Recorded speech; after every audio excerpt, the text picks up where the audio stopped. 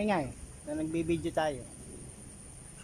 Nag-harvest po kami ngayon ng avocado.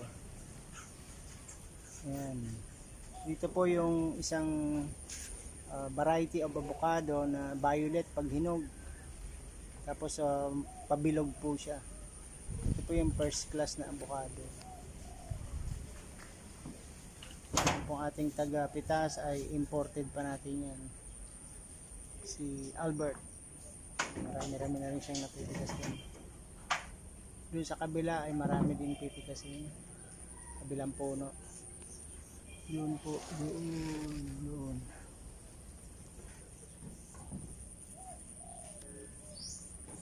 Excuse me po. Doon ka lang sa loob mo. Loob ng kwarto.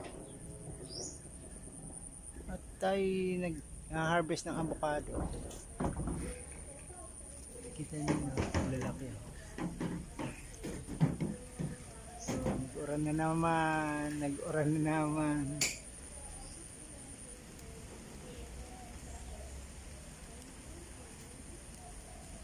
Sana marami tayong mapitas.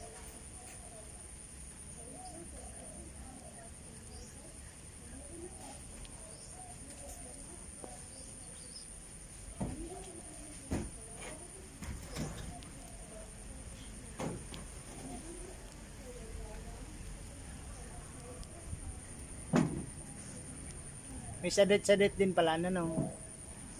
May maliliit din. Ubos na, naubos mo na. Ay, dakol pa. Baka makailang kilo din dyan. 10 kilos. Lampas 10 kilo. Lampas.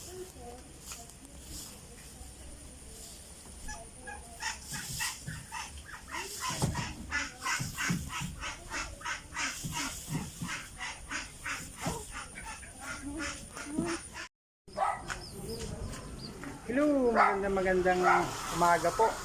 Ito po muli si Dong Tikidong at tayo po ngayon ay mag-harvest ng avocado. Yan po. Yan po, pag ganito kulay na po ay hinog na po yan. Mga bukas po o makalawa, malambot na po yung loob. Kaya ilagay po natin sa rep kung hindi nyo po agad kakainin. Kaya mas masarap, mas fresh kainin na po natin. Ito po yung ating avocado. So ngayon po, harvest tayo ng avocado. Meron po tayong dalawang klaseng avocado. Ito po yung parang Granada style. Ay yung isa naman po ay Debote style. Or parang bottle siya. Okay, pakita ko po sa inyo. So ito pong puno na to na nandito sa ating harapan, yan po yung Debote style. Marami pong bunga ito. Ang tansya ko nito baka mabuto ng 50 kilos. Okay. Ito po yung sinatawag nating Debote style. Yan. Ito yung Debote. Maganda po itong mapitas na kasama yung tangkay. Hindi siya madaling mahinog. Kung ano, kasi dyan po mabilis mahinog ito. Itong ganito. Paglabas yan, madaling mahinog dito. Ibang kulay dito. So pareho po siyang masarap. Parehas lang po. Parehas yan. Yan po ginagawa kong almusal. Inaalmusal ko po ito. Pwedeng lagyan ng gatas. Pwedeng gawing sa ice candy na asukal. Masarap po ang ating avocado. Ayan. So samahan nyo kami mag-harvest ngayon. Tignan natin kung makailan tayo. Last time po na ating video, kung gusto nyo pong mapanood yung aking video sa pag-harvest ng santol, meron din po tayong video sa pag-harvest ng santol. Doon po sa Dong Tikidong Highlights, puntahan po natin. Marami rin po kaming santol dito sa Bicol.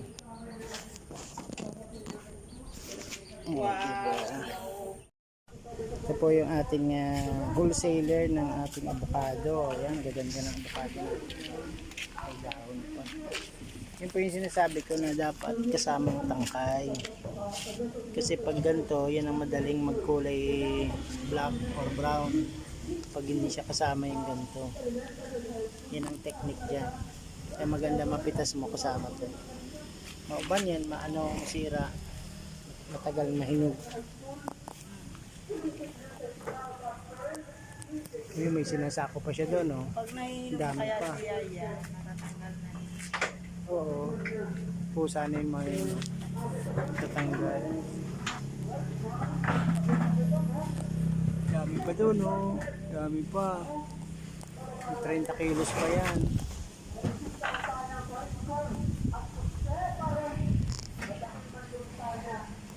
Meron nga, ano yun, nasa bubong lang nahuhulog, oh, na ano lang, nabubulok lang. Ayun, kagaya niya, no, nabubulok na. Abukado, nabubulok.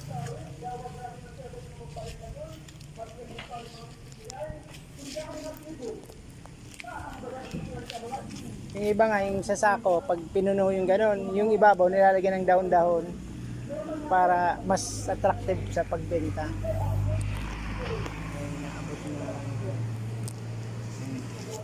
Itapat mo yung video sa akin.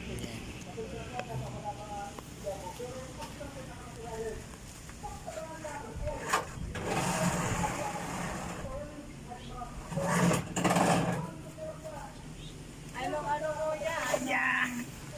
Ito na, nakapagbaba na kami ng 2 sako. Dami-dami namin ito. Di ba vlogger ka? Pangalan mo sa pag-vlog mo? Dong Tigidong. Ayan. Dong Tigidong po. I-subscribe Dong Tigidong.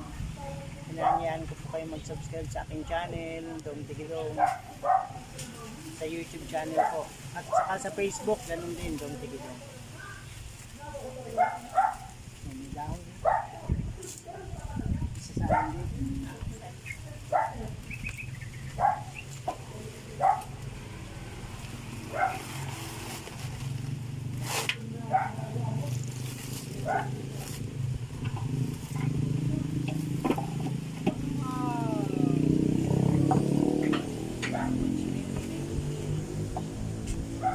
Sa pang ganyan kadami siguro yan, ano, yung nasa taas. Tapos pa yan ang... Wala na, mamaya na ulit. Ay, pansalo na lang to. Ayun, mamimitas ka pa. Ay, irahin mo muna. Sige, baba ka na muna. Tatahiin niya muna yun. Kasi nasira na lang. Palitan na kaya natin. Pisnit. Wala ka dong ano, wala ka dong konsarangsan. Ngayon, bababa na po tayo kasi ano, nasira yung pangsarangsang. Tatahiin na uli. Oh, dami baga. Dami baga na yun, nababanga pa lang, oh. Mga 30 kilos na itong nandito. Meron pa dito baga, oh, nababanga pa to, oh. Dakul pa. Kaya mong bumaba dyan? Kaya. Dami na agad. Dami na nating avocado. Yan. Lako-lako na natin to. Kuya, pa ang baba nyo yan kuya sa ano lang, no, dito ginagamit nyo, tsaka yung kalabaw. Ang galing, no. Saan ka nadaan? Ito na, yan dyan. O dito? Yan. Ang dami nating harvest na ano, oh, saging na saba. Malapit ng mahinog pag hindi ito naagapan. Ito po yung mabubulo, kaya kailangan maibenta na agad to para mapera na. Tapos ito nga, oh, sobrang haba, ano kuya? Umaga ka pa niyan umaalis, madaling araw. Oo. Oh, ito, oh, ang lalaki, ang gaganda, oh. Jackpot to. Pag sa bundok talaga, ano, gaganda. Buti pa walang tumutuka pa. Sobrang ganda nito, guys, oh. Guinness World Record to. Nasagi. Akin na! Akin! Akin! Akin, picho! Yan, tapos gagamit siya ng kalabaw. Oh. Yan po si ano, pinsan Budon. Tara. Daddy, maghahatid ng kiluhan. Tapos pinabakal ko yung ano ko. Yung ano ba yun? Avocado. Pinaubos ko na. Nagtitikragan na. Nabubulok. Hindi man maubos. Amo, nabaloy sa salbot. Ika, pasarin na ka. Ito po guys, nag-harvest kami ng avocado. Pupunasan muna siya para maganda ang kulay. Tuyo. Nag-ambon-ambon kasi, sobrang bagyo ngayon. Mabagyo po ngayon. Medyo madami-dami na itong nasa planggana natin. Ganyan talaga, sobrang sipag ng ating ating buyer.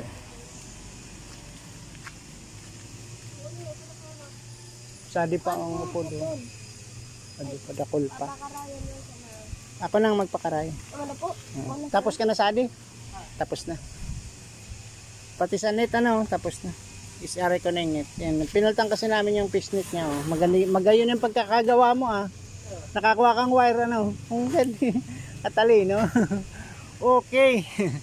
Iba talaga ang taga-naga, Taga-naga lumibo niya. Kukunin natin itong fish net. Isaray natin.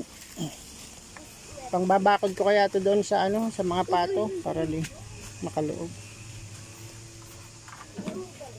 Ginamit niya. Pag chicken, magkano ang benta mo? 250. Masarap yan ipang tinola. Ang kilo? Oo.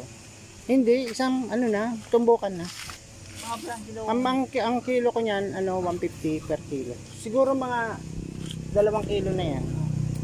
Isa't kalahati, ganyan. 150 per kilo. Sariwa pa. Yung iba kaya patay na bibili sa palengke. Pabilin mo ko daw, 200 sana. Oo, pwede. Babayi. Para maitlog, masarap yun itinola maitlog. Tinola ko lang. Oo, pantinola. Lalong ma-i-inlove sa yung mister mo pag mga Siya lang Tagalog. naman siya, man na nagluluto ko yan. Hindi ako marunong magkatay niya. Siya rin na magkakatay. Oo. Masarap yung Ako pati lang, papaya. Lagyan mo ng isang papaya, libre na. Magdala ka na mamaya. Wala na, kapag kumakapira. Sige.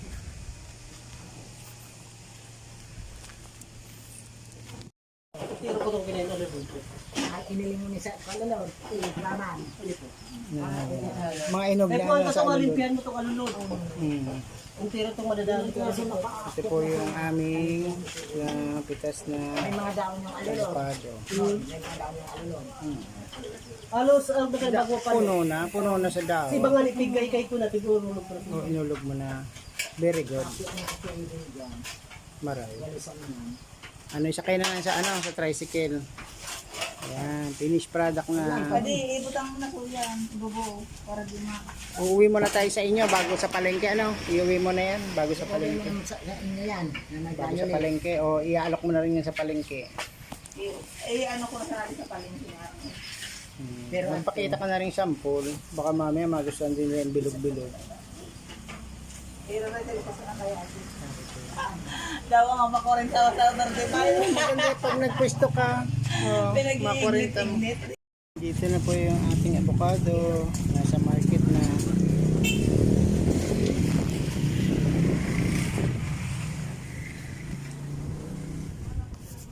So yun po guys. Tapos na po natin ang ating pagbenta ng ating avocado from harvest to sale.